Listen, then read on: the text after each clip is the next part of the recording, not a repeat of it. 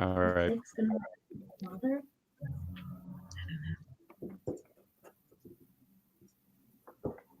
And nobody's on. All right, back in. I'm very sorry.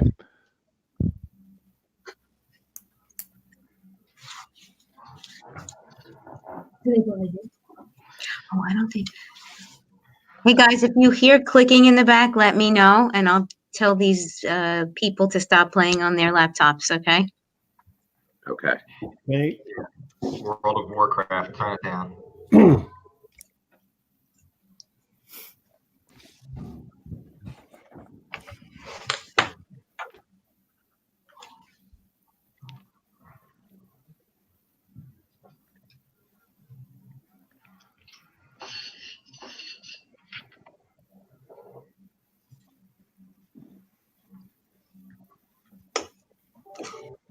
It's usually seamless. It's got he's on a new platform this time. It's called StreamYard. Mm-hmm. It's supposed to function similarly.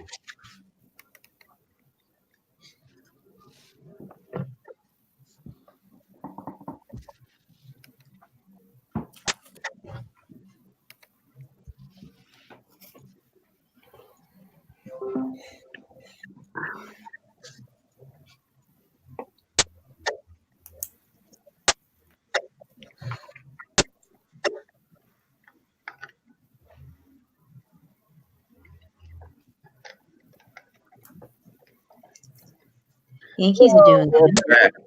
Can you hear me? Yes. Yeah.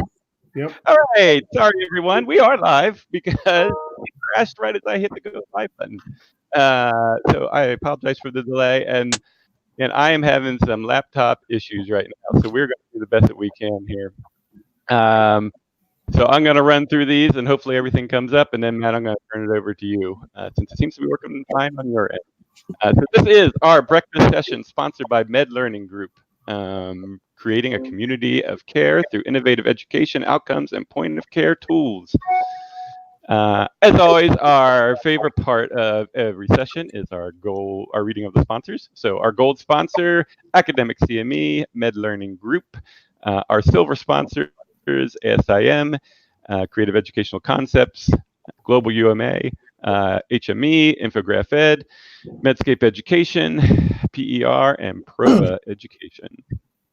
Our bronze sponsors, Answers in CME, ACHL, Antidote, Catalyst, Clinical Care Options, CMEology, Global Academy for Medical Education, Helio Education Lab, Integrity, Integritas, Paradigm, Peer Audience, Postgraduate Institute for Medicine, Primary Care Network, PVI, RedMedEd, RMEI Medical Education, and Vindico.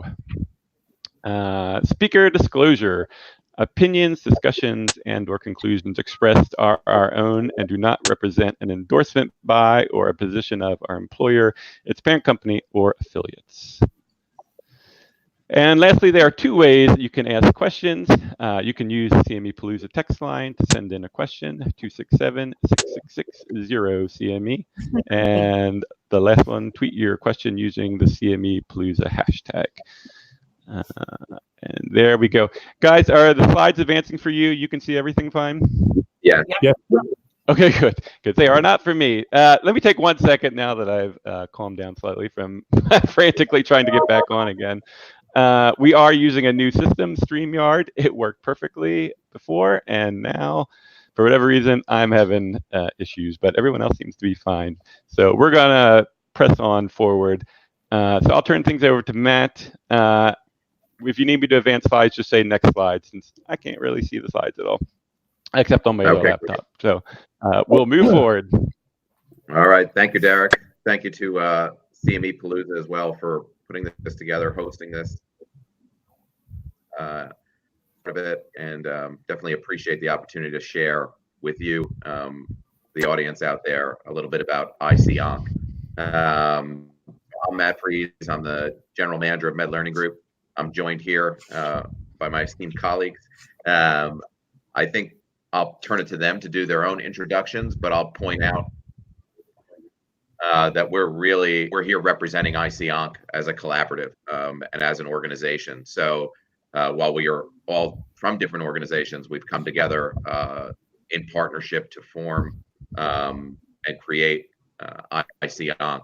So with that, I'll turn it to Andrew for an introduction and the other team members. Hi guys, I'm Andrew Grabowski, Senior Vice President of Educational Partnerships at Med Learning Group and IC-ONC member. Hello, I'm Maria Deutsch from the Independent Medical Team at Myers-Briggs. Hi, I'm Ian Harding from Micron, one of the IC-ONC partners. Hi, Jan Balmer. I'm the Director for Continuing Medical Education at the University of Virginia and currently doing some consulting with IC-ONC. Great.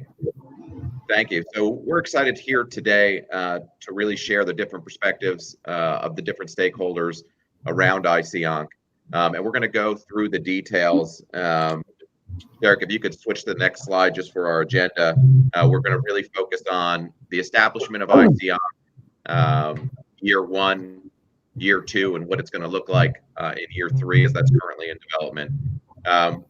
What I think is unique about IC-ONC is it's really about community building, and with such a gap that exists in immunotherapy, in the education, the fast moving pace of oncology treatment, it needed an educational backbone, and that's what we've created. So we're going to walk through IC-ONC. We're going to walk through the IC-ONC Observatory, which Micron is represented here by Ian, has put together an incredible observatory tool to capture outcomes and measure the programming that's being accomplished. And then we're very excited to have Jan consulting and working with us in the format of capacity building. And she's going to walk the audience through what capacity building is and how it's being utilized in the IC-ONC community. And then we're very thankful to have Maria here to share the supporter perspective, because BMS was the founding supporter, which we're very thankful for, of IC-ONC process for the BMS team. We had so many different meetings, planning meetings with our different partners while we put this together, and they really took the time to understand what we were trying to do, and ultimately supported it, and now it's grown into a multi-support effort. So we're excited about that. If we go to the next slide, IC-ONC really was focused on building a community of care, as I mentioned. For us, when we looked at the community of care from an IC-ONC perspective, the idea was to get together with as many different partners as possible for the development of this. We wanted to focus on partnerships with key stakeholders. We wanted to look at creating innovative tools so that we were not only providing education in the area of immunotherapy and managing IAREs, biomarkers, all of these key content areas, but we were also creating tools such as an app, animations in virtual reality and 3D, observatory, all of these tools collectively to create something better that could be used in practice by the practitioners that went to the programming and participated. And we also wanted this to be a community where people felt they would come back tied to it, and they would have faculty that were really vested in it. So we put together a great steering committee that helped design IC-ONC, all of the content, agreed on all of the tactics and the approaches that we had, but we're also vested in being there throughout. So we're now 3, and the faculty has grown to where we have over 35 faculty working in IC-ONC in different capacities, but they're not only working on content, they're also there for the community members.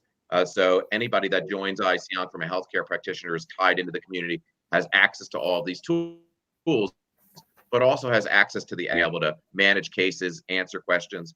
So it was really a big vision to try to create this community of care, and it took time to build it. I think it was about 18 months of planning, meetings, getting together with different stakeholders, partnering to create something that was going to be unique and impactful in this world, or in this community of care. So that's kind of the essence as you look through the flow chart of partnerships, innovation, collaboration. I'll also point out that there are many different levels of partnership within ICONC, and there are different grants that are looked at through the collaborated, and they're kind of termed umbrella grants. So the reach for ICONC is actually strong, and the idea was to bring on as many partners as we could that were vetted and going to add value to what we were doing. So if you turn to the next slide, it gives you a little bit of an overview of ICONC, the current community and its partners. We have a founding group and a group that stayed together on the creation of this, and we're doing weekly calls, having planning meetings, continuously talking, but very excited to have these organizations all be a part of it. The Public Health Foundation joined in year 2 and has been a very large group for us in terms of partnership and reach. They cover the CDC, they cover the VA, they cover HRSA. They have about 2.2 million users of their learning management system out there tweeting, promoting, passing on from a social media and active perspective. All of the educational offerings of ICONC has been incredible. And then you can see that there's a whole list of affiliate partners, and that affiliate partner list grows and continues to add members to. And the goal there is to have people want to be a part of ICONC, to join the community, to agree to measure and share the data in an open format, so that we can do something special from an outcome perspective in the observatory. So really the foundation of ICONC is the platform for educating in immunotherapy, multiple different tracks of content, but it's about creating a community where people come together to fight for oncology patients and really learn about the best ways to manage and care for these patients by a collective of experts in both education, in outcomes, and in content. So we're very excited about where the community started versus I'll turn it to Andrew, who's going to share a little bit about year 1, year 2, and year 3, and some of the different partners that have engaged, because it's exciting for us that people want to be part of the group now, where in the beginning they were like, who's ICONC? What's ICONC? I think that question's been answered out in the oncology community very well over the last 2 years. So with that, Andrew, turn it to your slide. Yeah, thanks. You can take it to the next slide, Derek. So tactically, we accomplished a significant amount of education, and part of the framework of what ICONC is creating a community among oncologists and different professions that treat the oncology patient, but also with the different educational partners that are a part of the collaborative to utilize the education that they've developed, and basically have a central hub in ICONC.org where all of that could be laid up. And not only that, but everybody driving towards one common outcomes metric and goal, which has been accomplished, and that's also what you need to do to be a part of the collaborative. But tactically, we have it laid out here, the different kind of programs that we've done. I think it's key to mention that we started with a speaker bureau training and advisory council to sit down and say, okay, where are we going to go with this? What's this going to look like? Who's going to sit on it? And how are we going to accomplish this large lift? But after that, it came together pretty quickly. We started off with 4 in year 1, 4 primary U.S. communities, along with 1 global community. We established a website, ICONC.org. There's a hyphen in there, IC-onc.org.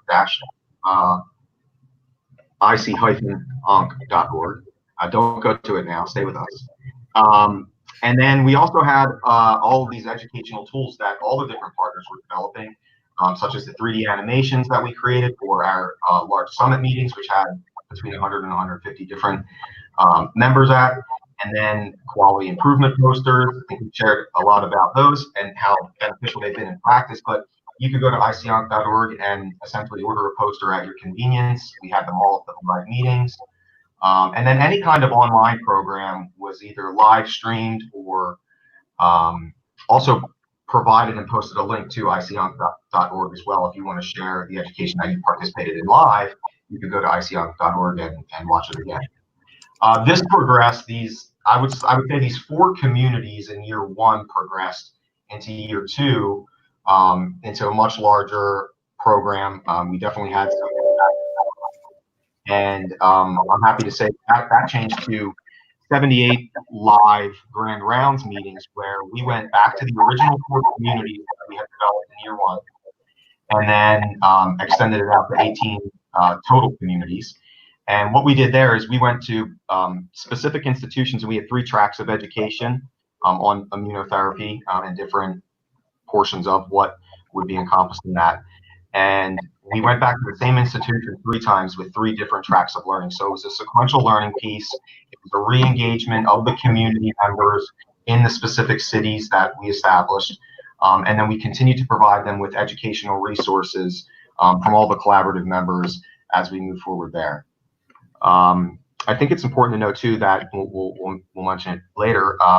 The development of the registry and observatory has been significant, and all members participating, all participants participating in the ICONC activity has an opportunity to join the observatory as well, which has really added a lot of power to the measurement that we can do. You want to go to the next slide, Derek? So this is for year 3 right here, and it's growing significantly. We're adding tools all the time. We have whiteboard animations in plan, virtual reality animations, virtual reality rooms with new partners that we've developed, another series of large national meetings, and again, 78 grand rounds is the proposed plan right now, and we're looking towards that. But this time, we're not going to go back with 3 different tracks of learning. It's just going to be individualized to extend the community. So we're going to see how many new communities we can establish with that series of programming.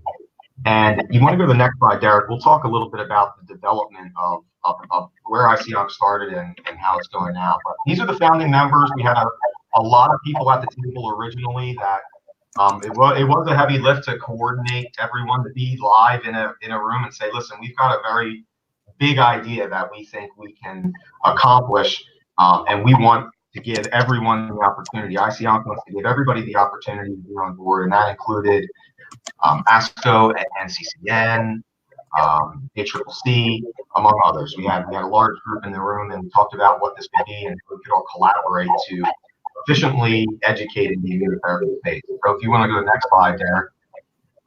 That was year 1, and now in year 3, it's consistently grown. We saw this original graphic on the left early on. We brought the Public Health Foundation on board in year 2, which is huge. They've got a significantly great reach that we utilize. The CDC is on board. The VA is on board.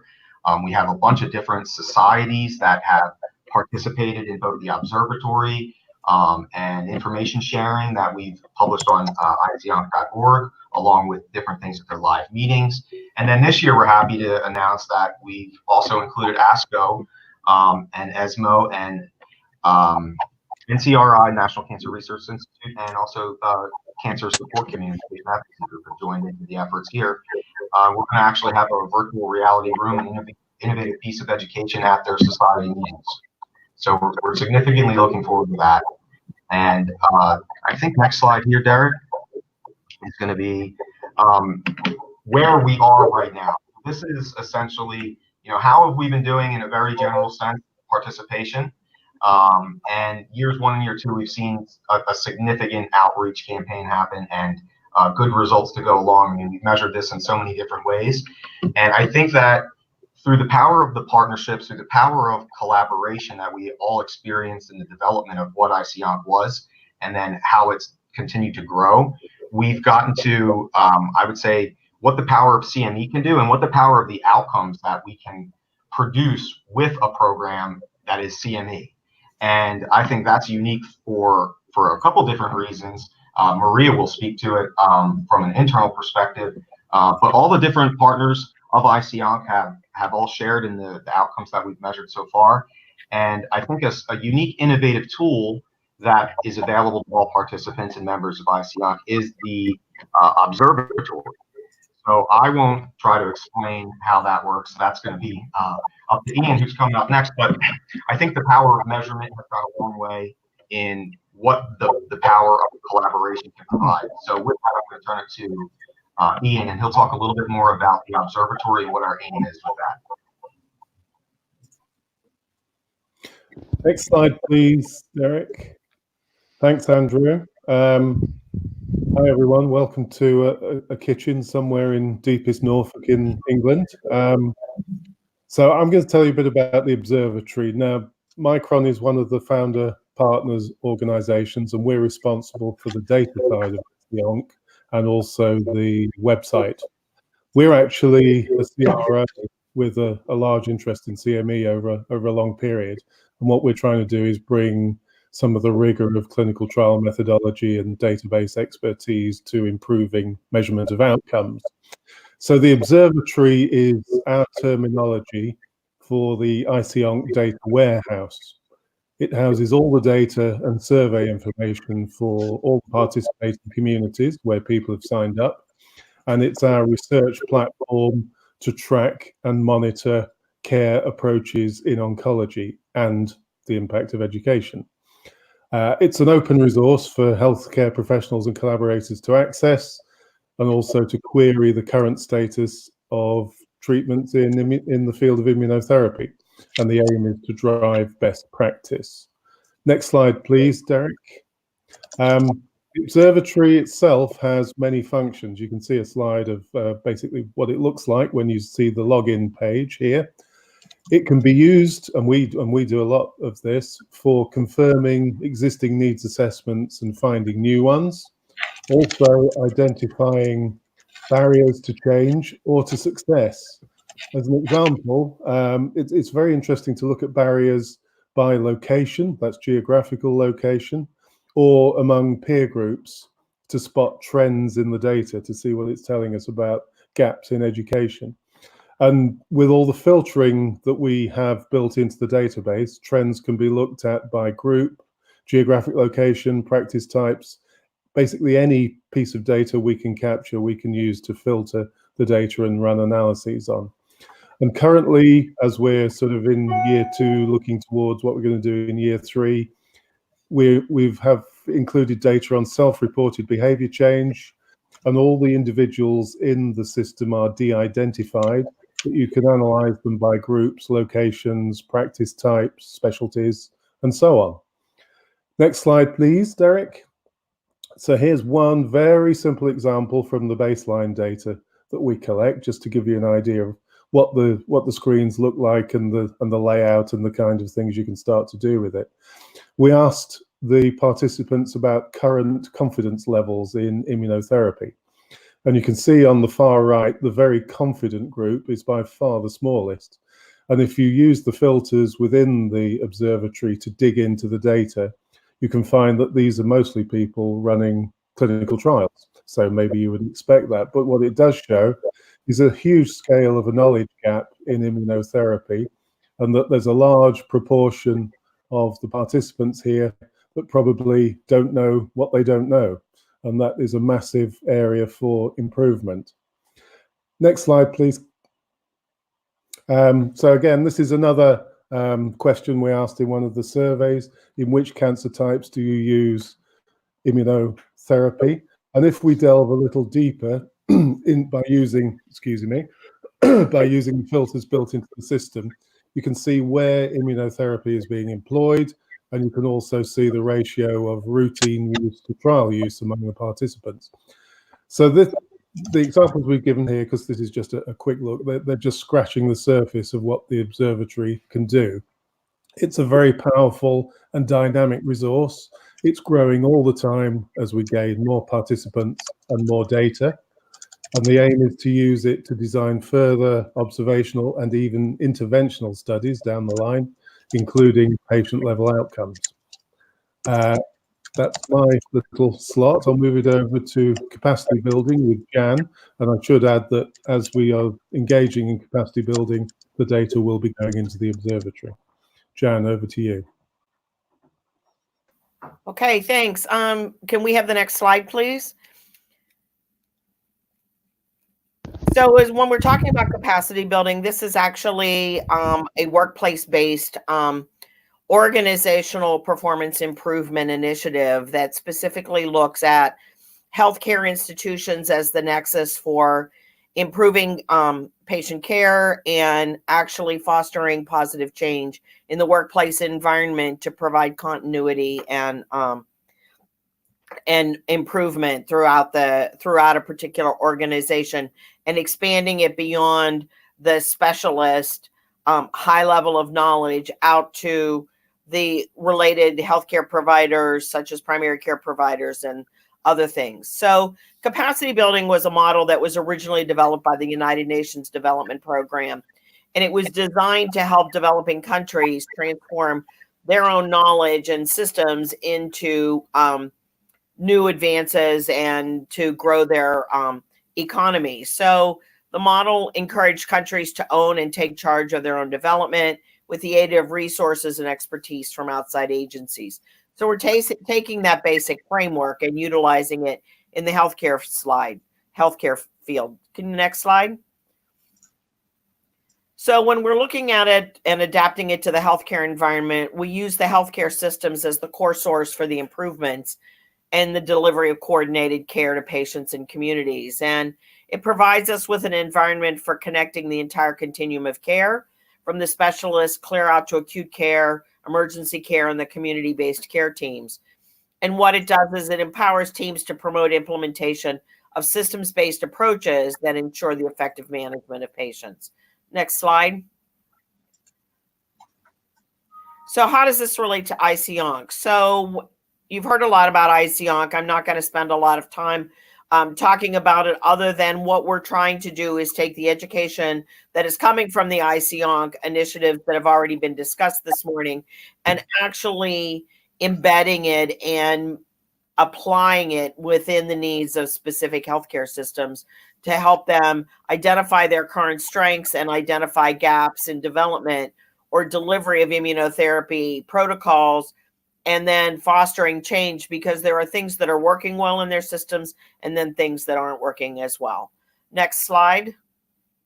So what we do is we work from the inside out. We empower people to tell us about what their own work environment is. And we start with the immunotherapy oncology team, and we look at the consistent and successful pathways that they have already in place that are organizationally supported.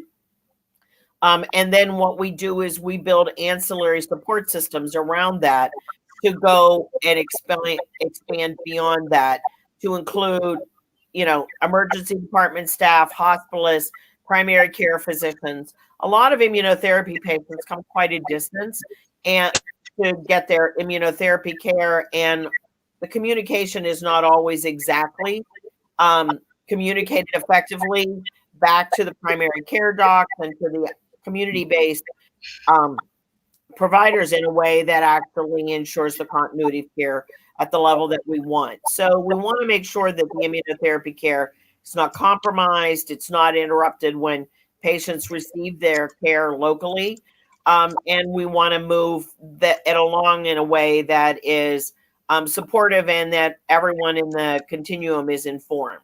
So the future state of this is that we're trying to change how people think and offer meaningful continuing education opportunities that can bring around practice change that is organizationally based.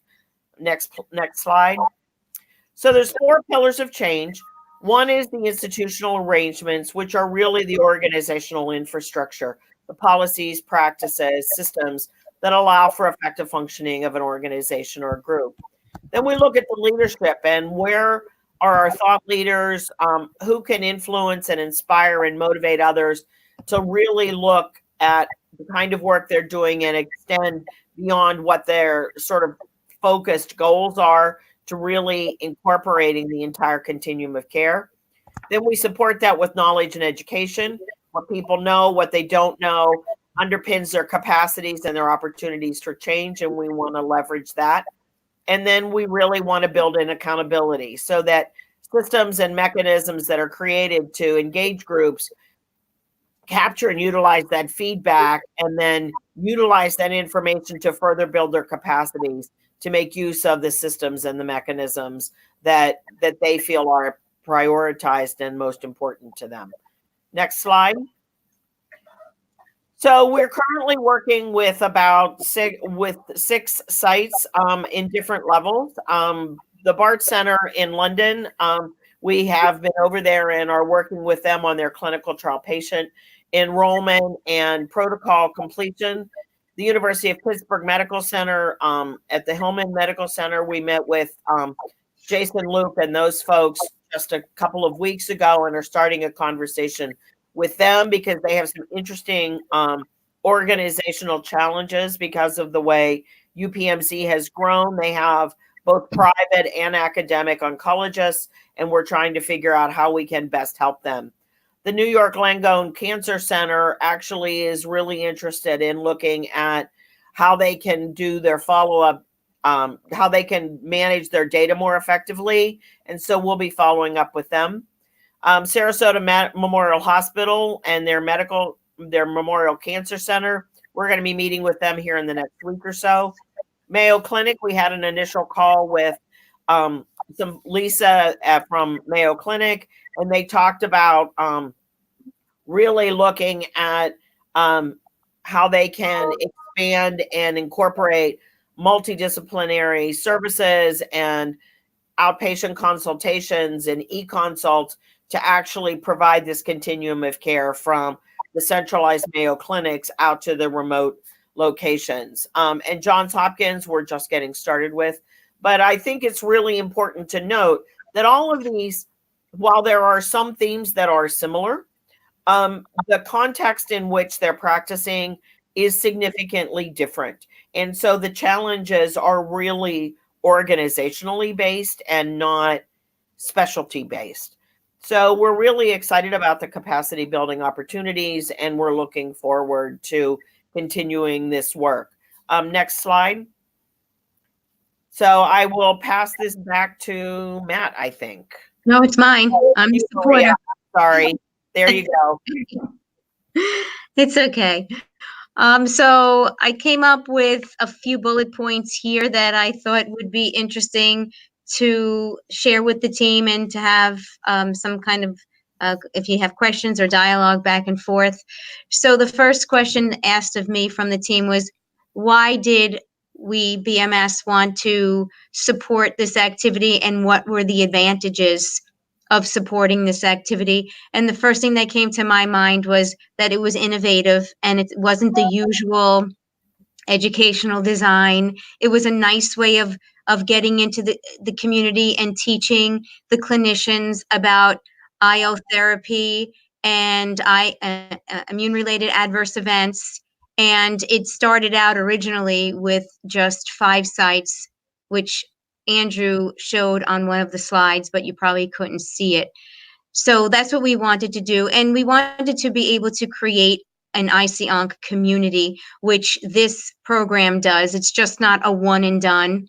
We connect the clinician with the thought leader in the city or hospital system, so they could use him or her as a resource moving forward. And when the sessions or the education goes back to a particular hospital or community a few times, they get to develop a relationship with that thought leader as well.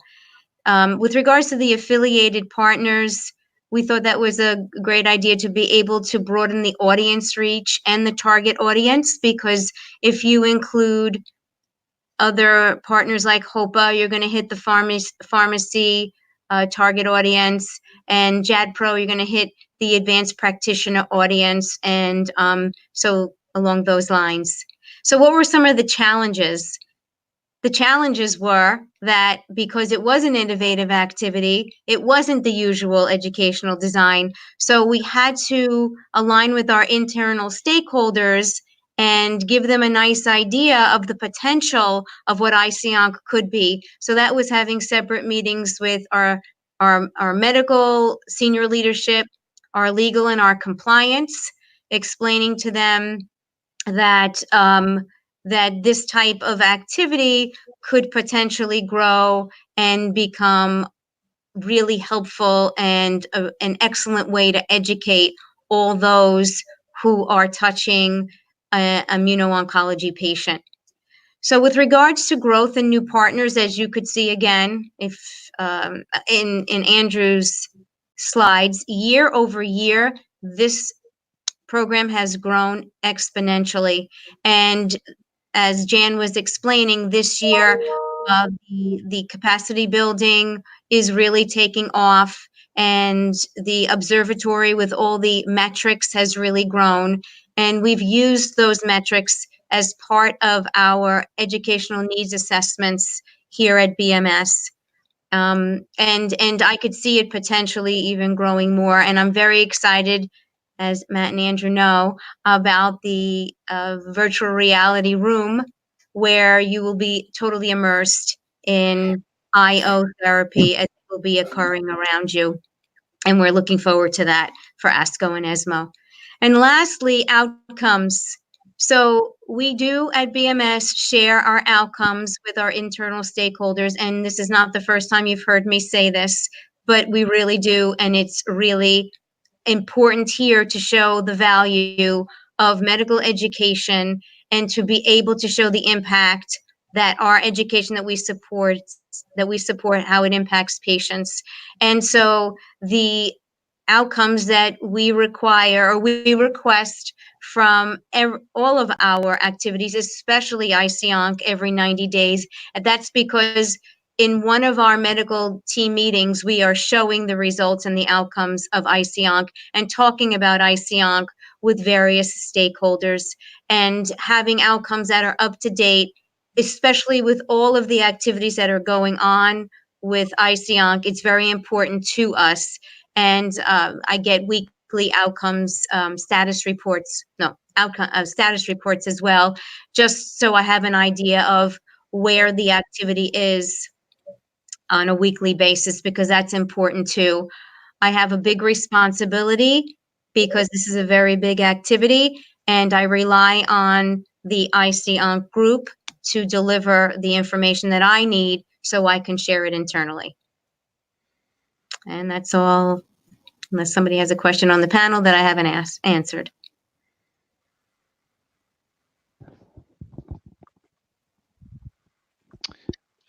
No, I don't think so. Actually, Maria, a question did come in from the audience asking about if you got any kind of pushback from your legal and/or compliance departments. So the straight answer is no, but it did take a couple of meetings so they could get a real in-depth idea of what the activity is about. We also had some of the partners come in and meet with our legal team after we've met with them, and they were actually part of senior leadership internal stakeholder meeting when we got the green light to move forward. We had the MLG and a few of the other partners come in to, from their perspective, explain what this new activity was going to entail, and legal and compliance were in the room. Cool. So you actually had them come into and talk with your team. After BMS had internal discussions with our legal and compliance, and they agreed that this would be a great activity, then we had them part of the group discussion after the fact, when all of the stakeholders and all of the affiliates came in, and we had a meeting with them. Nice. Great. Matt, I think there was a question from the audience for you to address. So there was a similar effort a decade ago called the Oncology Consortium that fell apart after year one, due in part to the partners fighting over partial funding. How have you set up this group to potentially avoid that infighting? A great question. Obviously, funding for something like this is important, and there's got to be a way to prioritize it. And I understand the perspective of funding coming in and people arguing over what those priorities should be, or what funding is needed for which components. So I will say that as a group, as a collaborative, we've been fortunate enough to really be on the same page around what the priority of ICONC is from its core mission, from a community perspective. So I think that helps. But to the point of the fact that it's been well funded, and what happens as that drops off or slows down, which we'll hopefully that it won't, but obviously is a possibility. So I will say that one of the really nice learning experiences of working and developing a community of care in ICONC was working with Gretchen Kiefer, who plays a very critical role within ICONC. She's on the Micron team, is a real driver of ICONC, and works hard on our kind of board of members. And she comes with a great wealth of experience of creating bylaws, creating ways for us to work together and set out a future. So I think from our perspective, one of the things we did early on as a group was agree on certain fundamental things that you had to agree to if you were to become a partner or if you were a founding partner. And if you were found to not be able to comply with those, then you wouldn't be part of the group anymore. So I think by setting up the bylaws in the beginning and following the model that Gretchen laid out, we were really able to achieve something where not only do we have a good system that's working now, but it also avoids any potential stopgaps later in terms of issues, because we've already laid out how those will be dealt with, and how we'll vote and what those priorities will be. So we've kind of, in the opening of ICONC and the founding of it, developed a platform for sharing information and for addressing any of these types of issues that may come forward. So I credit Gretchen, who's not able to join us, but has worked closely with Ian on this, and really helped deliver some of these thoughts well ahead of what may become issues down the line. So I thought that was a key. So I would say that to the groups out there that are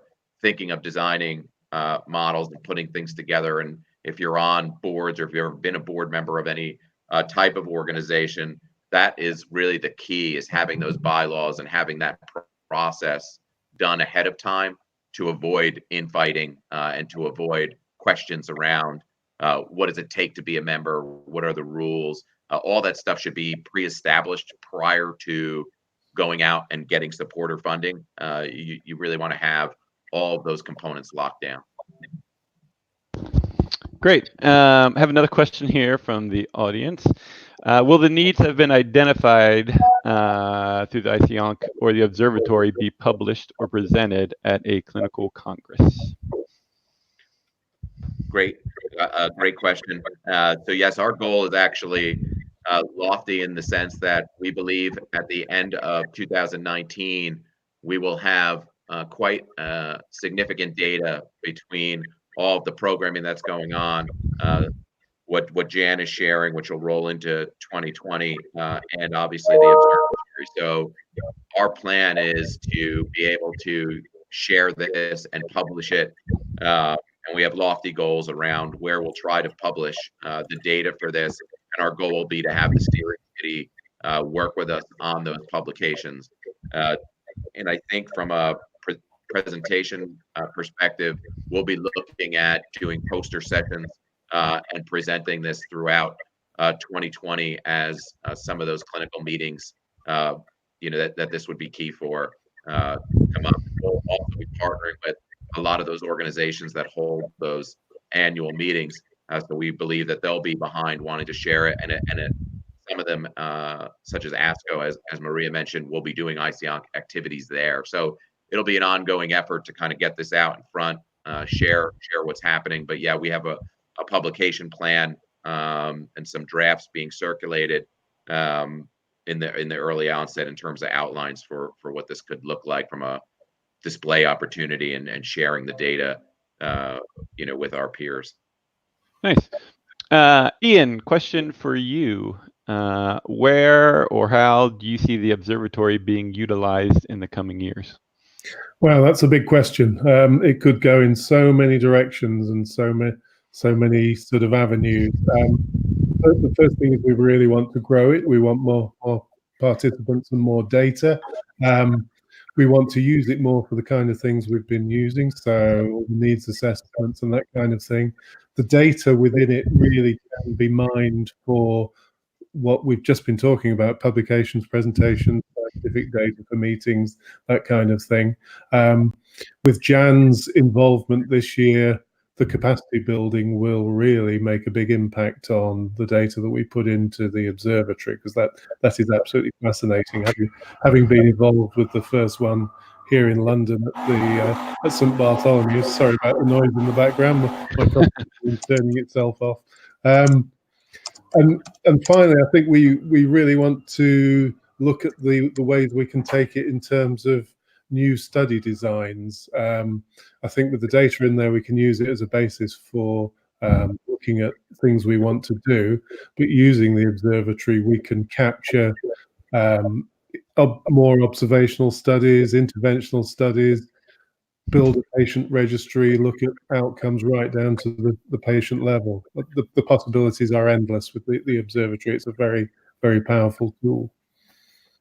Yeah, and this is Tam. I think Ian's points are well taken. I think the value of the observatory and then the capacity building, where we're actually going into institutions and talking with the healthcare teams, and really we're using the educational data and the needs assessment data to make sure that we're consistent in terms of what the goals and priorities of the project are, but also then really homing in on specific issues and challenges that are organizationally based, that really speak to the environments and the communities that they serve. And the observatory provides us with that constant feedback, because we'll be utilizing that as part of the overall process.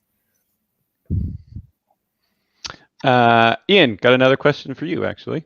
Okay. What challenges have you building the observatory? Oh, that's the easy part. Well, we're a company with a very long history of building databases going back 20 years. So we're using the expertise we've garnered over all that time. It's a really interesting way to build a database, because we do have to have it fairly adaptable, because the nature of ICONC is that we're adding different things all the time. So we did the first year, which was pretty straightforward, and then we started adding the umbrella grants, and that added a whole new layer of complexity. And this year we've got capacity building, which adds another one, but we can build it all into the sort of warehouse framework that we've got within the database. I think that the biggest challenge is getting follow-up data, as it always is with these kinds of things where it's voluntary. People are putting their information in voluntarily, particularly in this day and age where there's a bit of a suspicion about giving your data online. So what we try to do is engage with people through the ICONC process to make them comfortable about joining and being part of the system. And it's been pretty successful so far, but we would always like more. It's a voluntary organization, and we thank everybody who's participating. And a follow-up question for you: have members been participating in running the reports, etc.?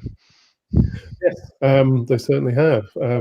And as Maria said, she's using it as well. So I think all the partners and the participants at certain levels are engaging with the data that's in there. It's certainly a fairly simple database to use once you get the idea of the filter systems that are built in. So one of the things we do is help people learn to use it, and once they're comfortable, off they go. You're a popular guy. I think this next one is also for you. How does GDPR play a role in the observatory? Very interesting question. GDPR is one of my favorite topics these days. Well, we anonymize all the data. There is no personal information within the database. So people can only be identified by a job role and a location of sorts. We don't have access down to levels that would allow any one person to be identified through the system. Got it.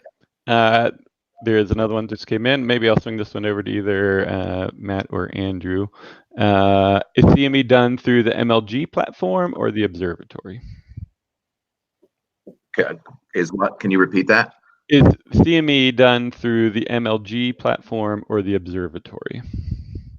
So the CME portion of it, the educational tracks, are developed through our steering committee, working with certainly people on the Med Learning Group team and other partner teams in terms of content creation and rollout. For some of the live programming, we run that, but we run that as ICONC, so the observatory. They're there at the meetings, registering people on site and pushing out materials to folks when they're not on site. So they go hand in hand in terms of the development of it.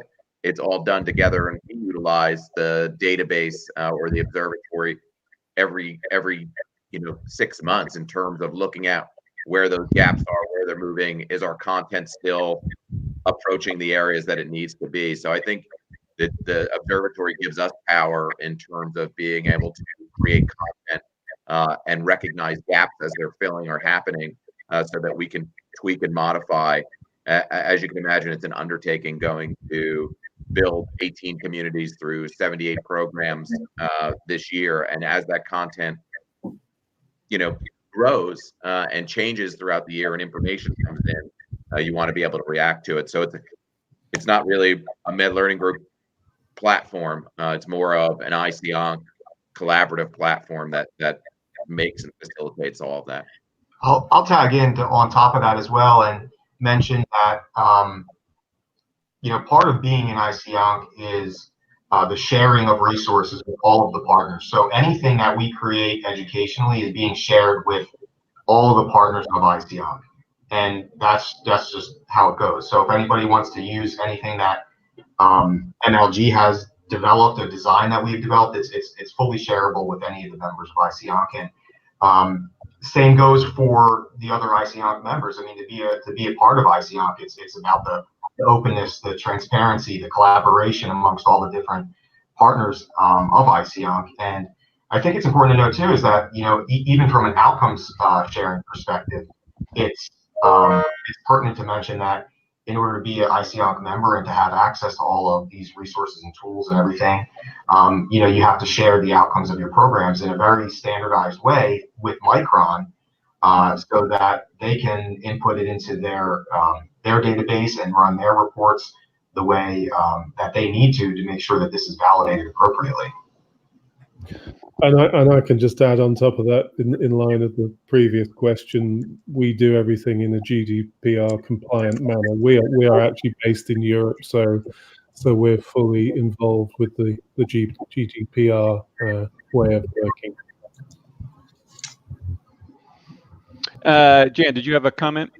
Yeah, so I think the really important part here is that we've taken the more traditional continuing medical education, we're utilizing the observatory, and now we're actually doing organizationally based change strategies that are systems based. And one of the things that we'll be doing when we were talking about how we're going to share that information is we'll be at the European CME Forum in Manchester in November, specifically talking about capacity building and some of the work that we're doing with the St. Bart's Cancer Institute in London, because they're the group that we're the furthest with in terms of doing work and helping them solve some of the challenges that they've got and leveraging some of the expertise and the infrastructure that they've already got in place. So we would love to be able to share that information more broadly, and we'll continue to do so as we do more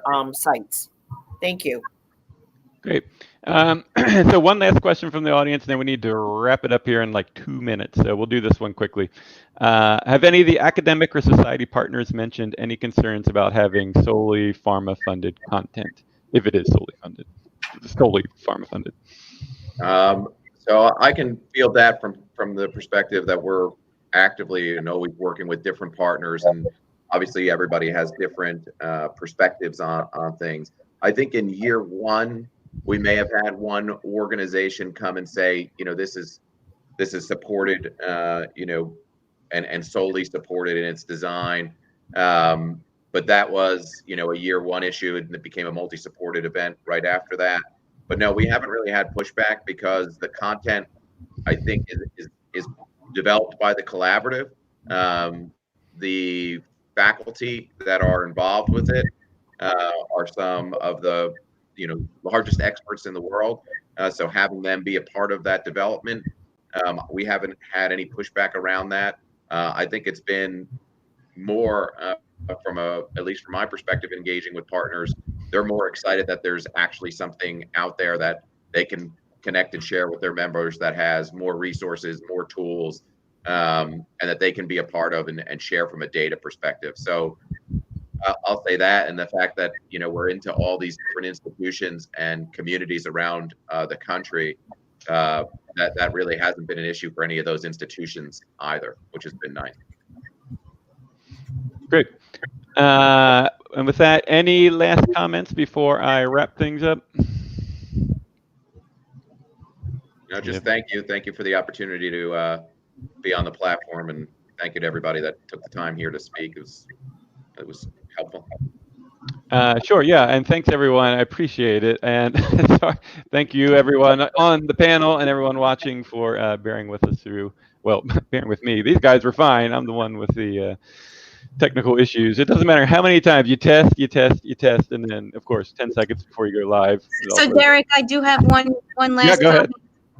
If anybody wants a copy of the slide deck, because I know it was hard to see, at least it was hard to see from my perspective, just reach out to Derek, and Derek will reach out to Matt and Andrew, and you can get a copy of the deck. Yeah, and what I can do is I can post these on our agenda page too, beside the archive of the session. So we'll maybe post them on there, and people can download them. But yeah, that's a good point. Okay, to wrap up, last thing is, if you wouldn't mind taking our survey, it's right on the live page. There's a link there for the survey. It'll literally take you, 60 seconds. It's 7 questions. We keep it brief. And then next, to view the next session coming up at 10, it is Scott's session, if I can find the name of it. Oh, you can't do that in CME with an exclamation point. Sponsored by Prova Education. All you have to do is on the live page, Scott will put up a new video feed. You'll just have to refresh your screen and it will pop up, and you'll get started. I will see everyone back again at 11 a.m. Fingers crossed that my issues are out of the way. And that'll be it for us, I think. So thanks again, everyone. Thanks everyone for watching. I will talk to you all shortly. Thank you. Thank you. Thank you. Bye.